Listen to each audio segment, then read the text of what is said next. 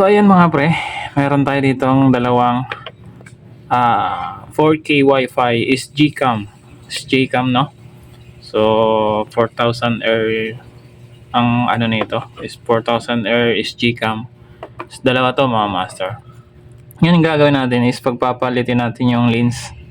Kasi yung mapapansin nyo, itong lens na isa, ayan, mapapansin nyo, malinaw, no? Itong isang labo, oh. Siguro mga master, ang dahilan nito is nabasa siya ng ulan kasi. Nabasa siya ng ulan. So, yun, lumabo yung ano niya. Kung mapapansin nyo sa mga vlog ko dati is malabo yung kuha ng camera ko. Kasi nga dahil dito sa lens. Ngayon, dalawa kasi to.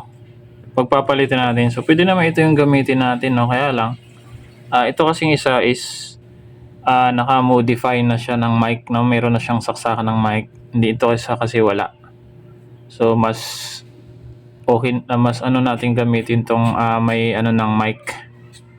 Na modify lang yan mga master, wala kang mabibiling 4K na Gcam na mayroong saksakan ng mic, walang original na ganun. So papagawa mo lang, modified, no? So gagawan mo lang ng saksakan yan. So yun mga master, meron kasi to kaso malabo yung lens. Itong camera natin isa kasi mga masters dati is dito gumagana kasi ang nangyari dito is nung masunog yung tinitirhan namin, nakalagay ito sa casing, no, yung waterproof casing. Bali naisalba pa natin siya, no, pero yung waterproof casing niya is natunaw, no, medyo kumulubot. Tapos ito nabasa siya, no? Basang-basa siya kasi sa bumbero, tubig ng bumbero, basang-basa siya. So hindi siya gumana agad. Nung tumagal, gumana na siya. Pero ang gagawin natin, papalit na lang natin yung lens dito sa kabila.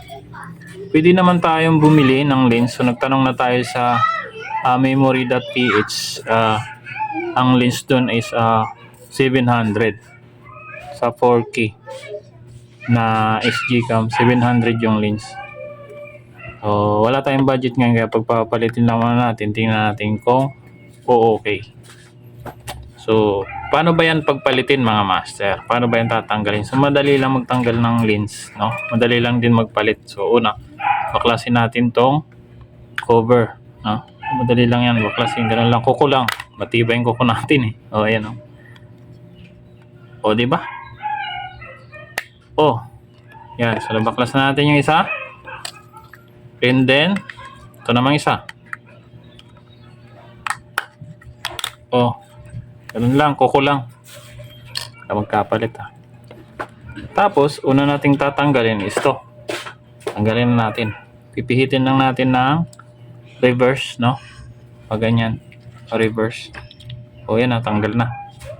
So, yan lang yung lens niya, no? So, kung bibili tayo ng lens na replacement, ganito yon, bibili natin. Ngayon is ito namang isa, tatanggalin natin. Ayan, pihitin mo lang patras. Yun, tanggal na. So ito yung papalit natin dito. Dahan-dahan lang kasi baka lumihis yung pagkaano ng lens, no. Yan. So adjust yan mga master, no, sa higpit, luwag, ganyan. Pwede mo i-adjust yan pag naka-open. So balik natin to. So dito mapatakpan. Ganun lang. Halo.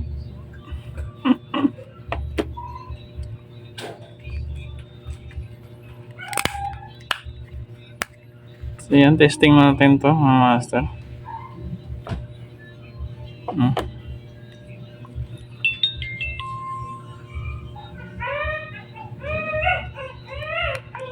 Yan, tingnan lang natin yung linaw niya. Malinaw naman, no? O parang mas malabo. So ito yung gagamitin natin mga master. Try natin kung okay, diba? So subukan natin itong gamitin bukas.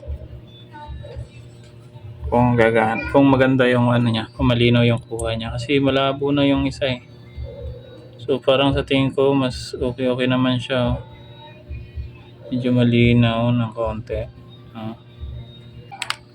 So, ganun lang yun mga master. Ganun lang magpalit ng lens. Madali lang. So, kung gusto nyo magpalit, pwede naman tayong bumili nito mga master. Pwede tayong bumili ng lens. No? Replacement.